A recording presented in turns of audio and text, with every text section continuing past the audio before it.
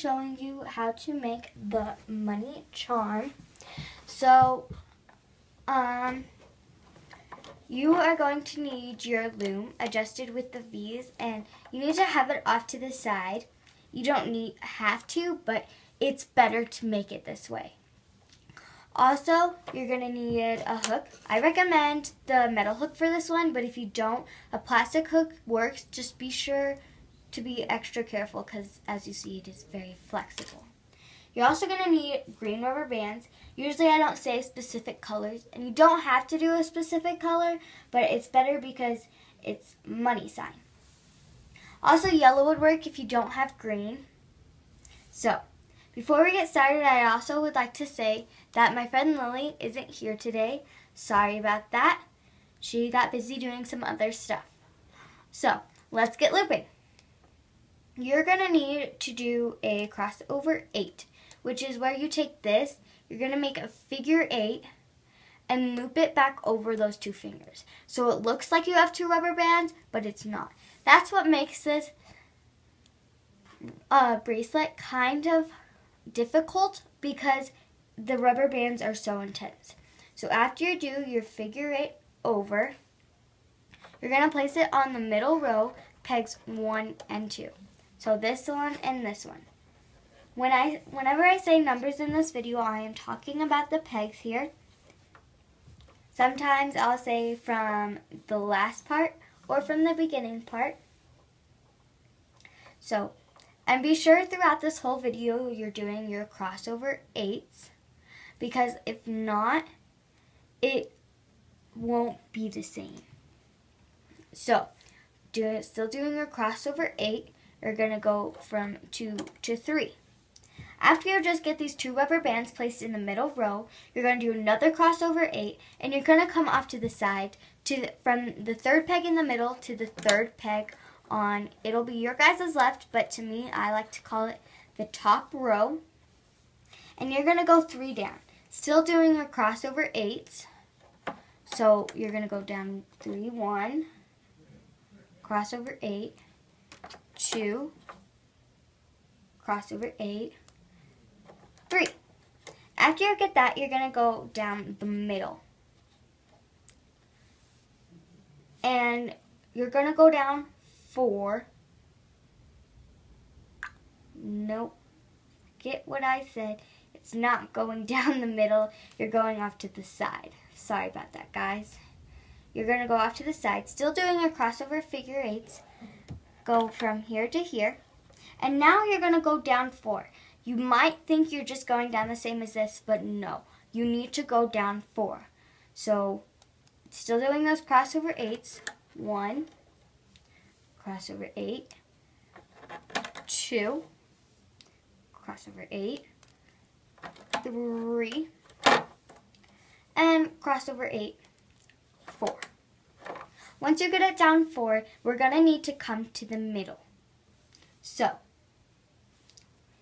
you're going to do crossover 8 down the middle, and we're going down 4, so it should end up here. So that's 1. Still doing those crossover 8s.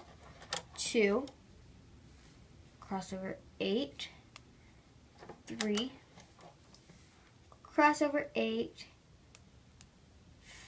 4. Okay. Now, once you have this, you are going to want to take another one and go from where you left off right here on the right side to where you left off in the middle. So, still doing another crossover 8, bring it down to here. So, once you have gotten that, you don't need to connect it to this because it'll be the end of our S. So, now let's get started in the next direction. We're not going to come down here anymore. That was just for up here. Now we're going to go over here. So, doing your crossover 8, you're going to go from the middle peg to the left peg. Now we're going to go down 4. So, still doing these crossover 8s. 1, crossover 8, 2, crossover 8, 3, crossover 8, After you have gotten that, you're going to want to go down the middle. You're going to want to go down the middle 4. So it'll be cross over 8, 1, cross over 8, 2, cross over 8, 3, and cross over 8, 4. And I know you're thinking, how could this be? This is going to be an S. But don't worry. We're going to go over here now. Again, doing a cross over 8. You're going to go from where you left off on your left one or the top to where you left off in the middle. Doing that diagonally. Now you're going to do another cross over 8 and going from there to here. So from your middle to your right, my bottom row. And now you're going to do cross over 8s and go up 3. Cross over 8, 2, and cross over 8, 3. Sorry about what I said at the beginning of the video. Whenever I say numbers, I'm not just talking about the pegs. Also, I'm talking about these. So, now there's one last part to this video that we need to get done. We need to finish off our money sign. We can't leave it like this or else it won't be a money sign. So still doing this cross over 8, you're going to go right here. So from this gathering, I'm going to call them gatherings where all angles meet, so like the middle and both sides. So this gathering to the next peg forward. And one more from that peg to the bottom peg. We are using a full loom. If you don't have any rubber bands here, that is okay. You don't need any there. And one more thing I'd like to say, don't worry about these gaps. There should be a gap here because this is the beginning of the S and this is the ending of the S. So you shouldn't have any rubber bands between this one and this one or this one and this one. So now we need to create, I like to call them cap bands. These make this even more tense because they are going around 4 times. So you are going to need to make a cap band here, a cap band here, and a cap band here. So, placing your cap band here, you're going to go around 4 times. So 1, 2, 3, 4. And sometimes that is hard with certain rubber bands. Just be sure that you do get it around 4 times. So now going here, 1, 2, 3, 4, just like that. Now we have one more to place right here. I know you think you just need it right here, but you don't because there's certain ways that you need to loop this. So one last cap band, 1, 2, 3, 4. And those are your cap bands. So, now we need to start your looping, which accounts of going to go from here, which means you're going to have your arrows pointing towards you or your V's like this, where they're away from you. So, now that you don't have a rubber band here or here and you have cap bands on wrapped around 4 times, you're going to get looping. I like to pull these cap bands up a little just so I can see where I'm looping from. We are going to start right here, going just up to this gathering. So, remember you're catching both, not just one. And if you've caught just one like I just did, that's okay. Just go back down and grab the next one. So, some people might want to do it with just grabbing one at a time. I will grab 2 unless I accidentally only grab 1. So, going under, grabbing both of these. I like to hold down my loom. I think it helps me better loop them. And bringing this forward, just to here. Now here's where it gets tricky too. You have to go under here again, I pull up the cap bands to make it easier. You can't just grab it like you usually would. You need to grab it from the side or wherever you can reach it, because you have to bring it like this. You could go from the other side, but that might get a little confusing. I like to bring my hook, turn my hook around to loop it. If this gets stuck like that, no problem. Just quickly grab it or else it could come loose. There is a way to fix that, and me and my friend Lily will be making a video on how to fix mistakes like that. So still grabbing these, you're going to come up all the way to here, which means even when you get to this last peg here, after you loop this one, so once you get to that peg there, you need to go from here to here. Sorry, I lost one. And if it does fall off the loom like that, that's okay. I just suggest putting it back on.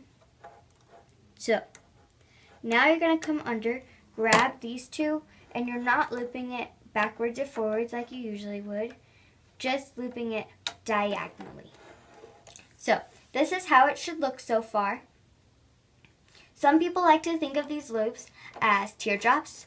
You can comment and recommend which one I should call them. I honestly like to call them loop-de-loops. It fits my personality. So now we're going to come and you need to grab the top one, which should be this rubber band, and pull it over. But now we're not going to start going up. We're going to do the middle. So going under and grabbing the two rubber bands and making a loop-de-loop. And I know in videos sometimes when I see them like this, I get like, oh no, did I do something wrong? You didn't do anything wrong. It should look like that.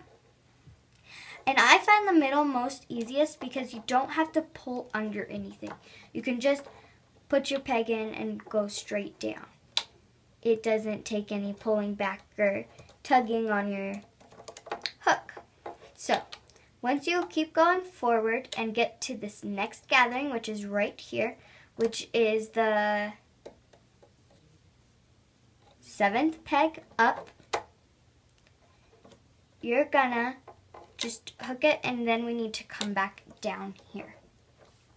So I pull these up again almost like they're my cap bands.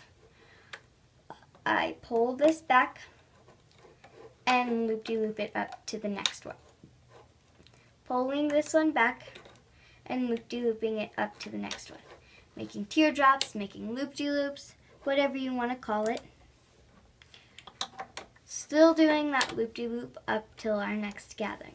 And when you do come to these corners here, you do turn the corner, you don't go forward. If you go forward, you'd be going over the cap band and you wouldn't have an end of an S. So after you get to this next gathering, you're going to just do this rubber band. No further than that. So I like to pull it back, find the rubber band, which I think is right here, and you're going to loop-de-loop it over itself. Once you finish that, we're going to go up the middle. And again, this should look like this. No worries. And you're going to go to the bottom and get the very bottom ones, looping all of these till you get to the very top. So, doing a loop-de-loop, reaching under, doing another loop-de-loop, and reaching under and doing the last loop-de-loop in this middle part section right here. Now I'm pulling these up a little. Like I said, like they're my cap bands. You're going to reach under, and we're starting on this side now. So after you get there, you're going to do all the rest of these loop-de-loops all the way to the next gathering. Still on the corners turning. That doesn't change throughout this whole thing. But there is a little twist once you get to this next gathering. So as you see, I turn the corner. And now that I'm at my next gathering, I'm not going to go forward like I usually would. I'm going to come over here. That's why you needed this cap band here. Again, pulling this cap band up. You don't have to do that. I find it easier so I can see what rubber bands I am needing to grab. So, reaching under, grabbing both rubber bands, or one by one, whichever works for you, and looping them forward. Grabbing both rubber bands and loop-de-looping them forward. And 2 more loop-de-loops.